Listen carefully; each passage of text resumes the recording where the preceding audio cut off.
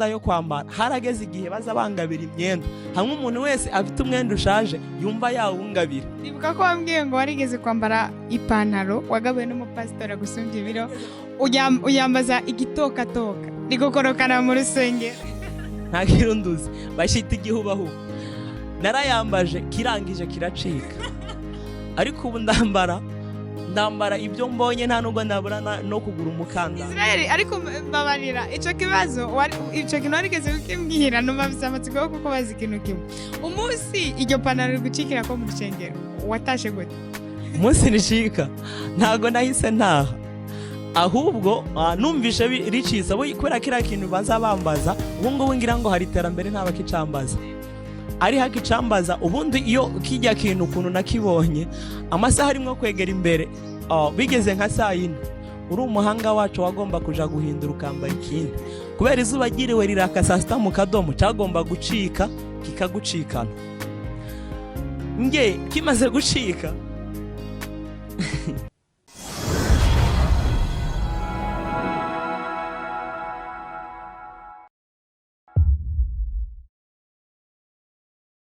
bakunzi basandi Umoja TV, abakunzi b'Imana, abakunzi b'igihugu cy'u Burundi muri rusange ndabaramukije cyane muraho neza. Je ndaho neza ndashima Imana, nizere ko namwe mumeze neza nkuko namanda bifuriza muri mose. Ni Arvela kuri micro, inyuma ya kamera akabari yongege nkuko musazo menyereye. Ni Sandi Umoja TV. Mbere ko dutangura ikiganiro cyacu ndibutsa umuntu wese yo batarakora subscribe kandi yamadukurikirana buri munsi kugira ngo akore subscribe kuri channel yacu ya YouTube azararonka amakuru meza aryoshe ibiganiro byiza bimeze neza kandi biri ku mwanya. Uno munsi nabazaniye umutumire witeka ndabizi yuko abantu benshi muramukunda kandi muraza kumunezererwa cyane. N'uyu hajya n'umukozi w'Imana n'umukozi w'Imana isumba byose. Urabyemera ko uri umukozi w'Imana isumba byose kandi bakunda bavuga ngo je sindi umukozi w'Imana ahubwo ndi umwana w'Imana?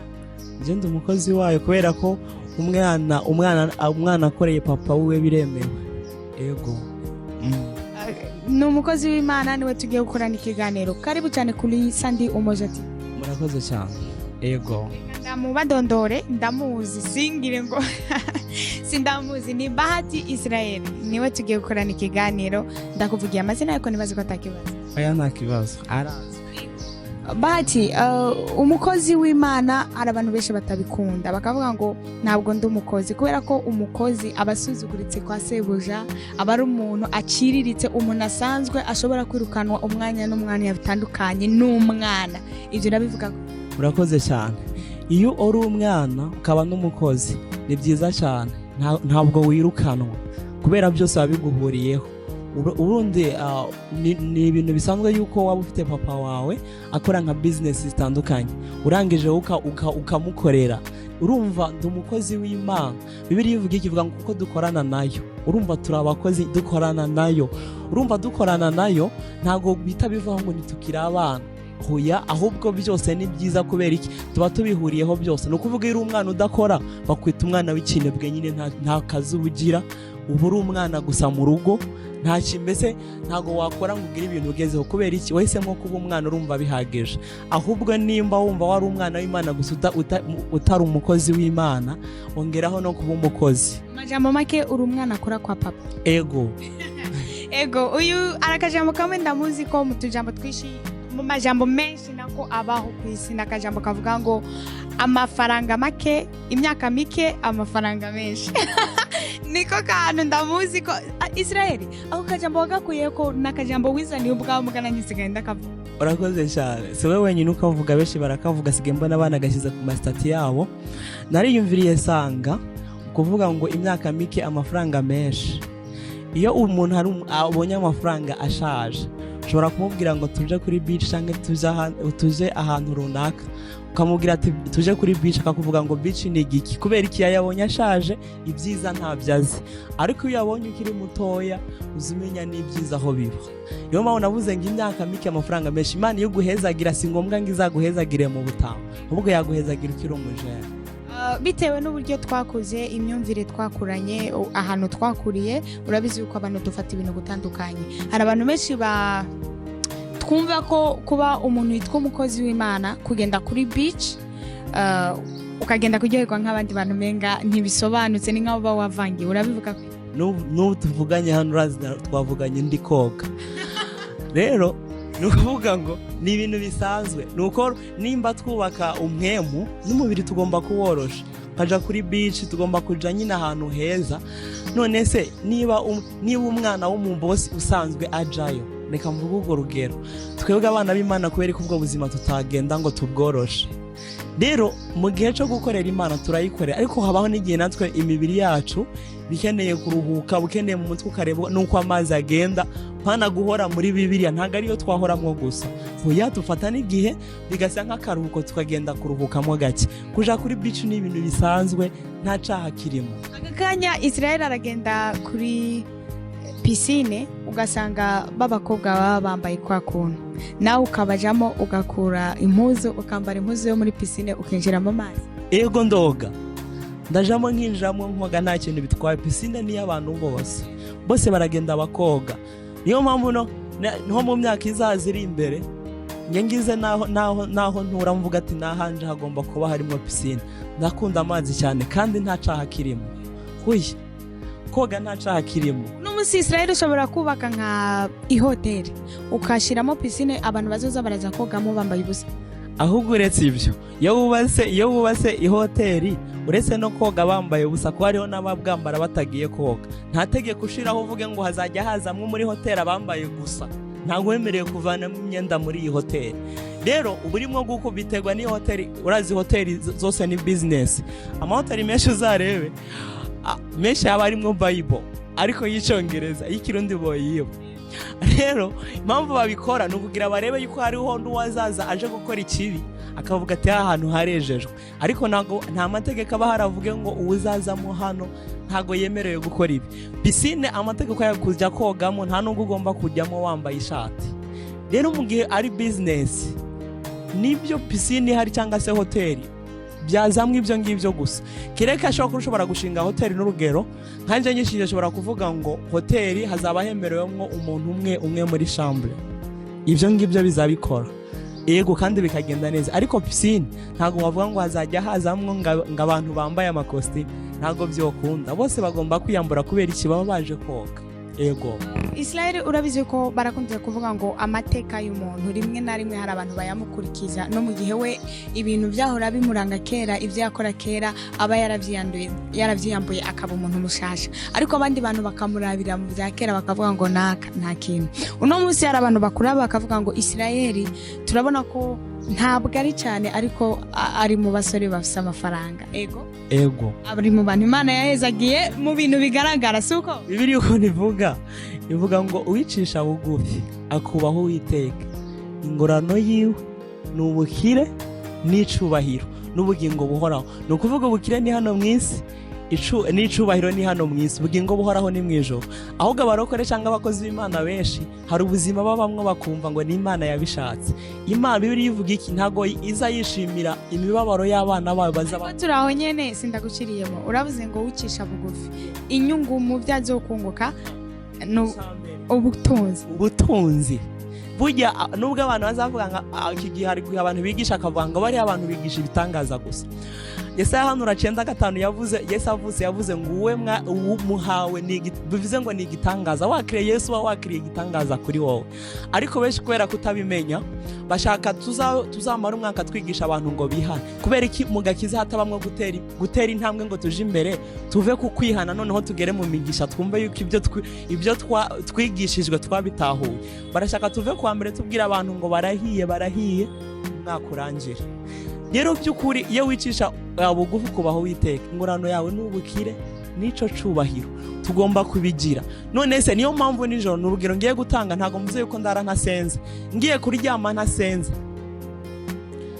ntago bivuze ngo nahita ngira ibitero byinshi umwana wa president yagiye kuva mu rugo agiye ntago yirirwa avanga mu mpawasoda bamperekeza abasoda barabizi ko bagomba kumuherekeza niko kazi bashinzwe nanjye naho najyama nasenze marayika zirazi uko zigomba kundarira ntanazibwiye urumva ariko duhagaze ngaho hari n'ikindi kibazo mu byo wavuze narahiza ko kubaza duhagaze ngaho kuri icyo cy'abamarayika ugombye kuvuga yuko nta mpamvu nta n'umumaro wo gusenga kuko ubwabo mu ijuru barabizi ko bagomba kubikora naho ubwo tutasenze cyangwa hoya gusenga ni byiza cyane ahubwo naguhaye urugero nakubwiye ati nubwo ntasenga ntago bivuze ngo satani yahita azanyibe antware marayika n'ubundi zigomba kundinda gusenga ni byiza cyane ahubwo n'urugero naguhaye wumve yuko turiho security ikomeye kuri twebwe turarinzwe nyine bikomeye nta n'impamvu yo kwirirwa tugira ngo twinginge hari amasengesho muri iyi minsi ndimwo kwanga isengesho rya mbere n'umuntu aba agiye kurya akavuga ngo mana ndasengeye n'aba atabirose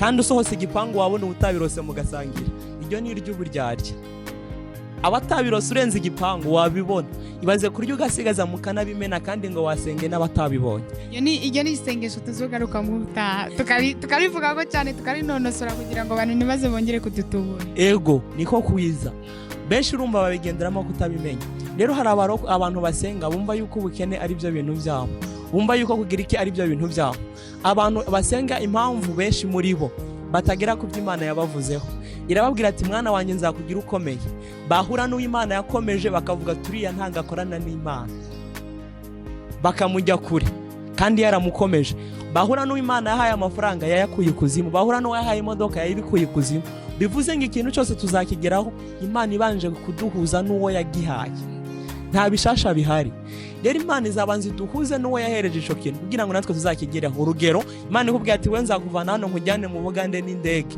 izaguhuza n'uwo yajyanyeho n'indege iguhuje n'uwo yajyanyeho na bisi yakubwira ati indege irahenze tuzigendere na bisi ni make tuzagera yandi tuyarye ariko ibanza kuguhuza n'uwo yakoreye ico kintu ariko benshi barimo kugenda bagira iki ubuzi gutsindwa ko barokore cyangwa se abavuga butumwa gutsindwa kwabo no kugenda babwira abantu ngo nimwihane mukurikire Yesu asiga bigishwa be yababwiye amagambo akomeye yavuze ati mugende muhindura bigishwa gucika bamwebwe ntabwo yababwiye muhindura bigishwa gushika Yesu yababwiye ati mubahindure bacike nkamwe mu yandi magambo kuvuga ubutumwa ni byiza ariko kuba ubutumwa nivyo byiza cyane aho nyine aho ariko ndagaruka inyuma gatonya kubera ko urabona tugenda tuganira ibintu byinshi ariko ndagenda ndabifata ibibazo mbarumva ngo bakukubaza ariko ikintu kimwe wavuze ngo umuntu iyo yakiriye Yesu Kristo icambere mu bintu bimuranga n'ubutunzi ako kantu wakavuze ushatse kuvuga yuko muri bano bantu twita abakozi b'Imana kandi iyo tubaraba tukabona n'abakozi b'Imana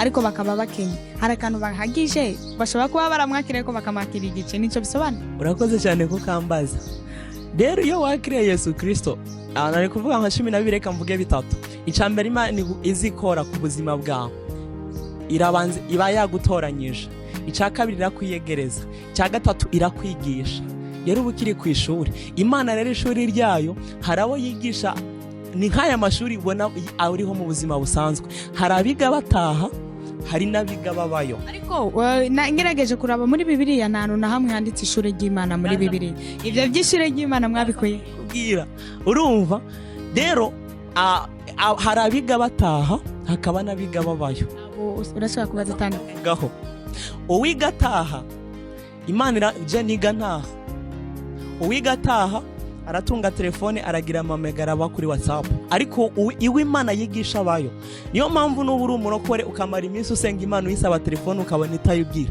ihangane we wigubayo kandi muri eteri na telefone ntizemewe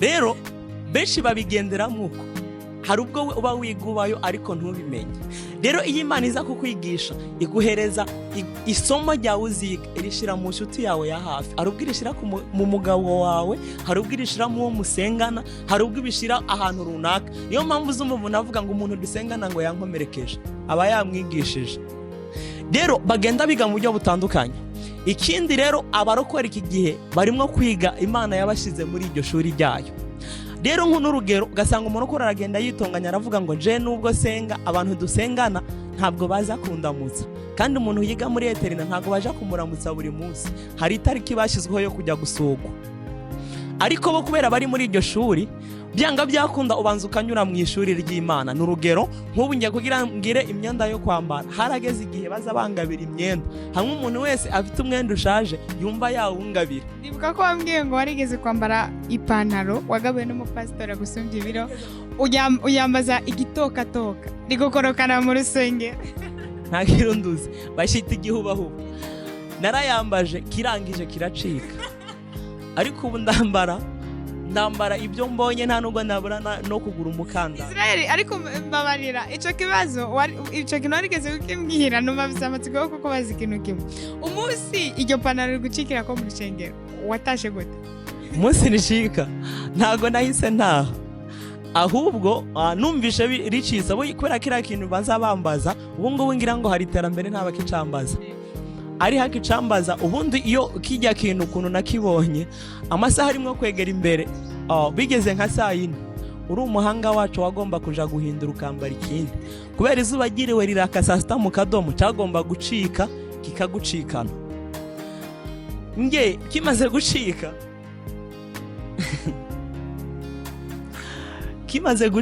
nta bintu birenze nakoze mu mufuko bagira ngo nafashijwe cyane kugira ipantaro nticike. Ndangije ndagenda shakisha ikindi ndakibona. Nukuvuga ngo ngerigwa amahirwe mbona umushumi w'urukweto aba ariwo nambaza. Rero aho nari nkiri mu ishuri ntago byavuga yuko ntakiri Uwiteka, hari ab'Imana ibanyuzamo kugira babanze bige. Mu yandi magambo, niba utagira imyenda nk'ubu je ndamenya yuko kutagira imyenda bibabaza, nkaba nogabira umuntu umwenda. Ndamenya yuko inzara iryana, yazo kubwira nkora muri restaurant ukazabanya imibiryo ngo barabihingurube kandi ari ngewoza amasahani.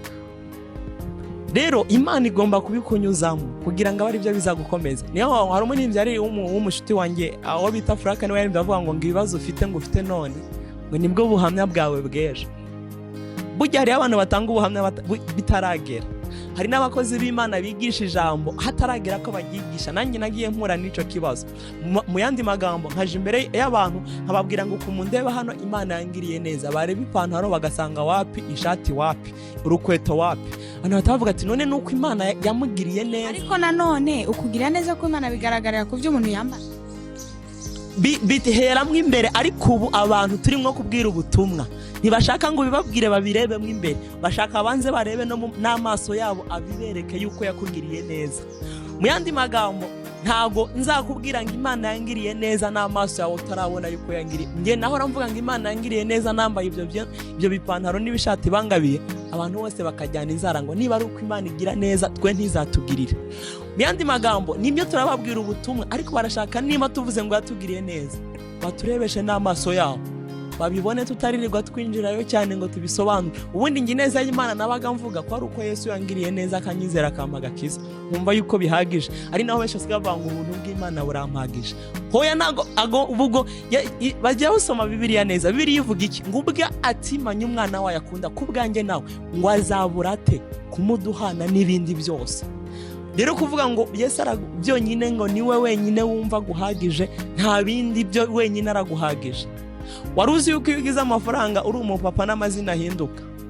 Iyo uri umupapa amafaranga ataye, utashe umugore wabwira umwana ati genda ugururire so, ariko yagize avuga ati genda murebe dadi yaje, zina rirahinduka. Ntabwo baza kubyiga ariko rihita rihinduka. Benshi rero nimba dusenga nibyo, hari ishuri Imana izidushiramo. Ariko icyiza aho waba wiga hose, nubwo waba wiga muri eterina, iyo umaze kuva muri iryo shuri ry'Imana uvayo ufite ijambo. Hari n'abaguhereza indabyo, haraguha amashugwe, bakubwira felicitation kuba warangije amashuri. Rero ishuri ry'Imana riba riba, ariko ntibivuze ko yuko abadafite ibigaragara mu mubiri yuko badakorera Imana. Ariko abakozi b'Imana benshi impamvu bakena ku buzima bwabo, benshi barimo gusenga cyane ariko ntibatange. Iyo usenga cyane udatanga ugwiza amavuta, wanahanura n'amabati akaguruka. Kandi rero nakubeshe mvugishije ukuri, nanje ahantu henshi maze kubona abakozi b'Imana batangisha nta numwe ndigira mbona tanga. Baranatubwira ngo dukeneye kubaka mu ngoro y'Imana twese tugatanga, ariko pastor agasigara atana amafaranga 100 yatanze. Ni kubera nyine we hari cyangwa mwebwe ntimwemereye gutanga.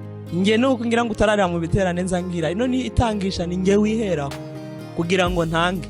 Mu yandi magambo, ugiye kwitangisha nkumva we nta nubwo wigeze wishiramo, navuga ati wa muntu sinzi gahunda ze, none we nta mugisha ashaka. Mu yandi magambo, burya Imana itanga umugisha kabiri, tuzabisubiramo mu kindi gice. Iraguha umugisha wa mbere ikaguha n'uwa kabiri, noneho ubwa gatatu wowe guhindura umugisha. Nk'ubu nge sinakwaka Imana umugisha, yampinduye umugisha, nanjye ndi umugisha w'abandi. Rero benshi ntabyo bazabamenya. Arava ku wa mbere n'imyaka igashira, Mana amereza umugisha, kumbe niwe yahinduye umugisha, niwe ngomba kuba igisubizo c'abandi. Rero iyo usenga cyane udatanga, n'inkweto irahengama uragenda kuvuga ubutumwa ahantu aho kugira ngo bavuga ati reka uriya muntu tumufashe bavuga ati mumugurire amazi ataharanywa kubera iki niyo mpamvu uzasanga umurokore yari afite nk'ibihumbi 10 byamutakaranye amafaranga yamugiye hatamuzi yabonye atamumenye yahise agenda gushaka abazi ibyo rirasobanura iki nyine kubera kudatanga udatanga amafaranga ntaza kumenya niyo mpamvu nubwo wabonera 10,000 urayata ntabwo we yakumenye yabonye atakuze aravuga ati uyu muntu uko ndeba ntamuzi nuwahe rero uyataye ahita ajya kubo azi amenyereye kuri nyirayo amenyereye ariko benshi barimo gusenga cyane ariko ataguta iyo usenga cyane udatanga ugwiza amavuta ugira menshi ariko ifaranga ntajyo wigera ukoraho uguma muri ubwo buzima gusa ukavuga ati Imana yarakuretse n'ibiki ukumva nibyo nyine bigomba kuzabaho ariko siko kuzima ibyiza niba usenga by'ukuri uranatanga nge naho mba mfite dukeya ndatanga kugira ngo mba ndimo nko kubiba mu yandi magambo kugira ngo nzasarure byinshi nimba uri umurokore urimo kudukurikira ukabona asenga ariko udatanga ariho bavuga ngo iyo batanga nibwo abapasiteri bagira nibwo butunzi bwaho hoya umugisha w'abapasiteri utandukanye na biriya mutanga ko mushobora gutanga amashikanwa y'ibihumbi 100 wasanga ahantu bakotesha ayarengayo rero umugisha wabo buteguye niyo mpamvu uri umurokore maze iminsi ngira abarokore inama ntabwo wowe wemerewe kubwira pasiteri wawe ngo Imana iguhe umugisha babarokore umuntu barimo aho kugira ngo batange ibintu niba ari ibya 10 n'amashikano nisho kintu bahuriraho ubundi akaba ari wavuga ngo Imana ibahe umugisha abantu benshi basigaye bavuga ngo Imana iguhe umugisha gusa ariko atakindi baguhaye kagira ngo barabasize amavuta yo guhesha imigisha abantu ntago ariko kwiza sivyo byari bikwiye rero nimba dusenga Imana ikindi maze iminsi nanga umukozi w'Imana agenda akavuga ngo Imana yaramubujije gukora ariko wasanga ubuzima ugasanga arimo abayeho ubuzima bwo kugenda reka mbivuge mu kirundi cyangwa se byabajenga barimo kuvuga gucoresha ugasanga barimo gucoresha kandi yavuze ngo Imana yaramubujije Imana ntago yakubuza gukora ibikubujije yahita guhindura umukoresha nawe ugakoresha abandi ariko ntago yavuga ngo ndakubujije gukora rero tube maso dusenge kugira ngo Imana igende iduhereza n'ibindi bitekerezo benshi bumva yuko gusenga no kugira iki bibahagije atabindi ariko si ibyo nimba dusenga turakenewe none nimba ibyo byisi tutabigira tuzakorera umugisha gute ngo tugire abantu dufashije natwe dukorera umugisha tuzaguma araho gusa Bibiliya ivuga iki ngo ntango twe tuzaba imirizo tuzaba imitwe rero kuba umurizo benshi nubwo babivuga ni imirizo kubera kuba umurizo ntabwo ari ukuwumera ahubwo ni ukubaho mu buzima udashaka ego Israel ntabwo urabizi ko ibi ntabwo twabivamo tuzobivuga mu gice gikurikira tuja musozi w'ikiganiro cacu ndagira ngo wongere ugaruke kuri kakajambo kavuga ngo ishure ry'Imana niki nijyari umuntu amenya ko ari mu ishure ry'Imana mbese ijambo ishure ry'Imana mwebwe nk'abakozi b'Imana mwarikuye ko muri Bibiliya nta nundi ndigera ndarisoma wari wambwiye ngo uraza kubimbarira ubundi ishure ry'Imana aho twarikuye nuko ubuzima tubamwe cyangwa ibihe tuza tuvuga ngo biratwigisha urumva mu gihe bitwigisha tubihindura yuko ari turi mu ishuri nyine ariko muri iyi si nta muntu n'umwe ataba mu bihe bibi kandi iyo muvuga ishure ry'Imana ni mu gihe muba mubabaye ni mu gihe muba mwahuye n'ibintu bibatsitaza suko ego ariko na hano hanze hari abapagani abantu badasenga bataja no mu rushengero bahura n'ivyo bibazo bisobanuye nabo ko baba bari mu ishure ry'Imana ubundi hano ku isi hari ikintu kizacigisha neza kandi wanareka no kubyumva kikaza kigusubiriramo isi niwe mwigisha wa mbere azayigisha waba utabyumvishe neza ikanagusubiramo kugira ngo ubashe kubyumva bariya kuba bari abapagani isi nabo irabiyigishiriza isi ubwayo ikabigisha ikagenda ibaha n'abantu babigisha rero twebwe ku buzima bwacu ibyo impamvu twavuze ngo ni ishuri uzareba umuntu ashobora kuguhemukira n'urugero nk'ubu tugahana gahunda ukavuga ati tuza guhurira ahantu n'aha tuganire nkahita ndeka kuza usanga urimo kuvuga ngo ngo byanyigishije nta muntu nzongera kuvuga ngo duhurira aha ahubwo we azajya ambwira ko yahageze mu yandi magambo urumva wahise utahura none muri ico gihe ikibazo mfise ni Imana iba yamwigishije cyangwa se n'umuntu aba yamwigishije oya navuze ngo isomo ryose Imana yaduteguriye kwiga yaribise mu muntu ngo Imana nituma abantu badukorera ibintu bitari byiza kugira ngo twige urakoze cyane Imana nituma ibyo bibi byose tubinyuramo urabyumva ariko umva iyo uvuze ngo niyo ituma tubinyuramo mu majambo make nuko iba yatumye abo bantu babidukorere kugira ngo tubicemo hama bitwigishe. Imana ibifiteho uburenganzira tubicemwo kugira ngo bitwigishe mu yandi magambo. Ariko nuransubiza ikibazo ndiko ndakubaza, iyo uvuze ngo Imana niyo ituma ivyo bintu tubinyuramo, niyo iba yatumye abo bantu ibyo bibi bikabajamo kugira ngo baze babidukorere hama natwe tubicemo bitwigishe. Urakoze cyane. Mu yandi magambo uwo muntu nyene uwo nguwo ankorera ico kintu, Imana iba yaretse akakinkorera, urabyumva, kugira ngo nge binyigishe ngende ntahura umuntu. Nimba we nkubwiye ngo n'urugero nkakubwira ati mfasha iki ngiki nkabona ntugikoze, ndavuga ati wow, ubu nanjye ndabyize ndabimenye. Kubera iki? Ni wowe nyine ico kintu nakibonyeho, bivuze ngo namaze kugitahura. Mu yandi magambo shobora kukubwira ati uzo ngabira telefone ufise nka zibiri, nkabona nta nimwe umpereje, ariko nkagenda mbabaye, ariko nkaza kubona yuko wibuke Satani ubwo yazaga ubwo yabonana n'Imana akavuga ngo yavuze ngo naje kuzerera mu isi, sibyo? Rero niho basaga nk'abaganiriye, yaraje kugira ngo agire ibyo akora kuri Yobu.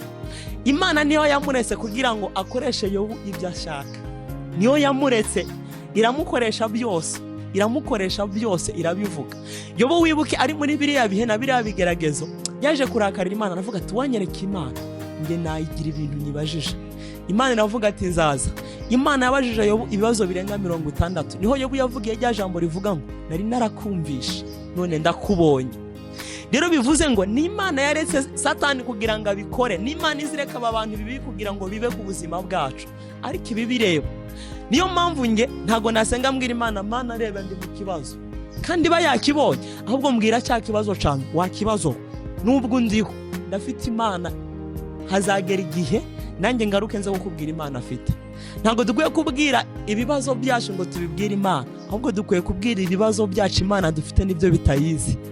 Ego Israel, reka ndagushimire tuja musozera ikiganiro cacu. Reka ndagusabe ngo ugira akajambo ubwira abantu bariko baradukurikirana kuri Sunday Umoja TV.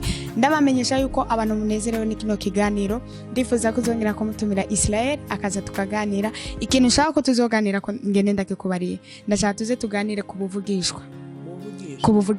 Tuzobuganiraho cyane kubera benshi barimo kubigendaho ngo ubu ngubu mwese umuhanuzi murashwana, utavuze prophet ukavuge mu Gifaransa ntabwo bizabikunda. Icyo nicyo kintu nshaka ko tuzoganira ko, kandi tuze tucagure cyuzuye cyane kuko mfise ibibazo byinshi byo kukikubaza ko, kandi ndabizi ko hari n'abakristo benshi bakeneye kumenya ibintu. Nibyo tuzakivugaho kubera iki gihe ibintu byayoberanye, aho umuntu asigaye agenda kuvugishwa agahita avuga ngo biracitse ukagira ngo ni insinga z'amatara. Ariko ubundi kuko mbo bimara uburyohe twavuze ko tuzobisobanura.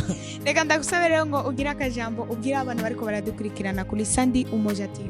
Okay, abari kuri Sunday Umoja TV bakoze kudukurikira, n'umugisha ukomeye kubagira. Bakomeze baze bakurikira ibiganiro binyura ahangaha, bazagenda bamenyamwo byinshi cyangwa se batahura gukomera kw'Imana cyane bitewe nabo muzaba mwatumiye. Ngira ngo muzamutumira abo mu mpande zose, ariko byose nzi biza bibafata ku mutima. No guhatumira umukomediyo naho igihe umuntu aba arakaye kandi asenga, ariko yabona ibintu bisekeje akumva aratwenze, nabyo biba bikenewe kuri twebwe. Ubundi nimba dusenga ntago tugomba kuba mu buzima atakwishima cyangwa ngo tugire ibiki. Rero abantu bose badukurikiye bafasha aka kanya kabo turabashimiye, ariko nimba barahisemwe ibanga ryo gusenga, nta kindi byanga byakunda gukorera Imana egare kugirirwa neza. Rero Imana twakurikiye irashoboye byose, ubuzima yabuhindura mu mwanya mutoya cyane. Ntago izagenda ngo yifashisha abantu cyangwa se ngo yiterereze, yo izibikora nk'Imana umwanya mutoya byarangira bikagenda neza mu izina rya Yesu Kristo. Rero bagume bihanganye, bagume mu masezerano n'Imana, kubera benshi barimo kwihumuriza bakavuga ngo ari ijambo arimo gukoresha, bakavuga ngo ahiga umuntu ngo yavuganye ngo n'umwami Imana, ngo ibyo Imana yamubwiye ngo azabisohora. Bahiga umuntu yavuganye n'Uwiteka Imana ngo kw'ibyo yamubwiye ngo bizashika. Benshi barimo kwihumuriza kuri ayo magambo, ariko ugasanga arimo kunyura mu zindi nzira bakazinyuramwo kandi batagororokeye Imana. Ibintu bizatuma tugera ku masezerano yacu ari byo ngiye kurangirizaho, ni ukuzajya dusenga ariko twejejwe. Gusenga twiyejeje, Bibiliya ivuga iki? Isengesho ry'umukiranutsi rigira ikimazi cishi nukubagira ikimazi mu bintu byinshi. Rero niza dusenga twiyejeje, Imana izajya ifungura ibintu byinshi ku buzima bwacu, izakomeza ifungura n'amaso yacu tubashe kuyitahura kurusha uko twahora tuyizi. Rero Imana ibaho umugisha mwinshi, ngira ngo warangije kumbaza, nta kindi narenza aho ngaho. Imana ibaho umugisha. Israel ndagushimiye kumanyaho. Namwe murakoze kuba mu gihugu hari, ariko ninjye mwabonye mugomba gutumira abadukurikiranye bari mu bihugu bitandukanye. Turabakunda, Imana ibaho umugisha mwinshi. Izere kundi munsi nakukenera nzoga. Ego uzambona, ubwo tuzahera kuri ico ngico cyo wavuze, nico tuzaheraho, ntago tuzabikora kera. Dushobora kukiba next week cyangwa iyi week, kubera next cyumweru Monday ishobora kuba ntahari, ariko nzagenda byarabaye neza byose. Ndabashimire n'abantu mwese mwafashe akanya mugakurikirana kino kiganiro, nibiyaze ko cubatse imitima yanyu kandi hari ikintu kizima mukoye muri kino kiganiro. Ndabibutsa gukora subscribe kuri Sandi Umoja TV. Ndabibutsa ko mfite na filme shasha iheruka gusohoka yitwa Umwanya, mugende muyilabe kuri channel yanje ya Arvera Muhimbare. Ndabakunda cyane, Imana ibaho umugisha. Ciao ciao.